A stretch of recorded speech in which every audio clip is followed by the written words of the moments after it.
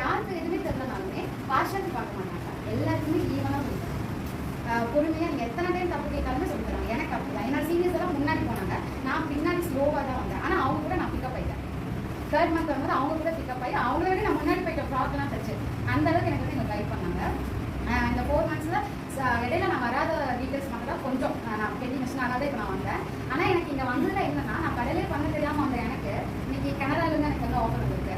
நான் வந்து ஒரு ஏர்லைன் ஃப்ராக் பண்ணேன், அது ஷார்ட்டில் பண்ணேன். அது வந்து அந்த கனடாவில் இருந்துச்சு, அவங்க வந்து எனக்கு ஆர்டர் கொடுத்தாங்க.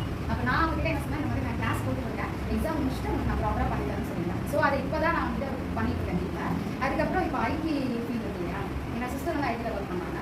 அவங்க நான் ஸ்டிச் பண்ணி குரூப்பில் இது வாட்ஸ்அப்பில் ஷேர் பண்ணிட்டேன். ஸோ அது பிடிச்சனால இப்போ வந்து எனக்கு 5 members வந்துட்டு ஒரு மெம்பர்ஸ்க்கு 590 செட் பண்ணேன்.